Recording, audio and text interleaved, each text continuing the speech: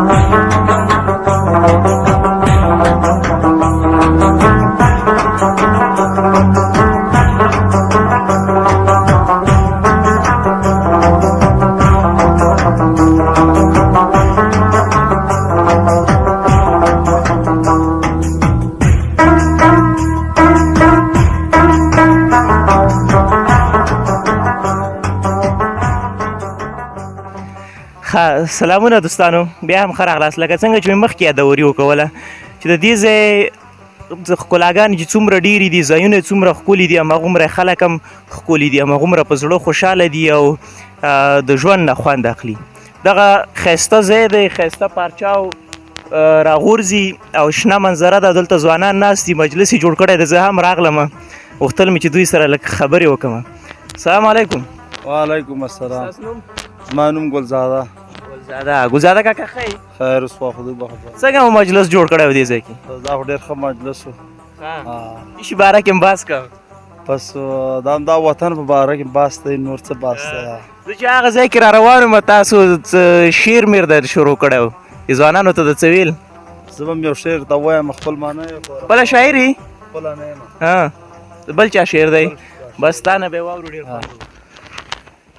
عشق رحمان بابا وایي که په عمر مړېدل غواړي دا نشته یا د مرګه خلاصېدل غواړي دام نشته د پل صراط منره لاره د مزل دی په هوا که تېرېدل غواړي دام نشته د نیکو بدو دلل به په انصاف یو که درانه درانه تلل غواړي دام نشته رب رحیم دی خو زموږ عمل به ګوري که په سوال جنت ته تلل غواړي دام نشته ارسلان پیغمبران مرګي خاموش کړل په چلول سره کتل غواړي دام نشته ته دې هم تیاره وکړه مسلمان همیشه که اوسېدل غواړي دام نشته او دوباره دې راتلل نشته په دنیا او نندوار دی که دروغ کړي که رښتیا خدای خبر چې د انکار کې ولې لټې په مانځه کې د خوږږي د ملا پټې د دنیا دپاره ښه تعلیم یافته لکه کارون او امان د مذهب دپاره نه پوهېږي جټې د دنیا ګټه پوره نه شوه رحمانه نورې وکړه اخرت دپاره ګټې په خپل ځان کې خوند پیدا کړي چې خوند واخلې د جهانه داسې مه وایه رحمانه چې بېکاره زمانه ده دا خبرې زه خپل ځان ته کړم ملګرو نه مې کار نه مې غرض ته په بل شاه او دلګیر مه شو چې مې نوم واخیسته ستا او د قیامت په ورځ به دا پوښتنه نه وي چې تزویر د پلانکي کې د پلانه چې به یې کله په قربان بللې نن د غږ در باندې وکړه چې قربان چې ته مړه اوسم شین منګی د ګودر غاړه دی ما ته خو شرم راځي ته چې دغه دواړه دی د ورځ قیامت به وي اشنا حساب کتاب به کېږي غټ عدالت به وي د هر شی اعتصاد به کېږي د جنازې نه پس قبر سوال ځواب به کېږي دا نن چې مخې ته بچای ستا د حدم ګډېږي شاعره دا په ځای به زور ستا د قلم ګډېږي دې ته به هم د محبت یوه کیسه وایي ته چې یوې پېغلې پښتنې ته په تاسه وایي ته تا د حدم لاره کې لویه غلطي وکړله تا د یوې پېغلې پښتنې بې عزتي وکړله مسلمانان داسې خبرې ته غیرت نه وایي د پښتنې پېغلې ګډا ته صداقت نه وایي، حرام دولت ته خلک فضل د قدرت نه وایي. ته یو حبیب یې فلمونو ته ګانې جوړی، ته د بربنډو جنکو سارانې جوړی. په دې ګناه کې به هم ستا برابر عیسی، په پیاشۍ کې به درکوي درته د سره عیسی. شاعره ستا به پکې وي د ټولو غوره عیسی. چې کله پیاده نو مدینه منوره یاده کړه، د هلا کور ته هرنګ دنګه مناره یاده کړه. والسلام.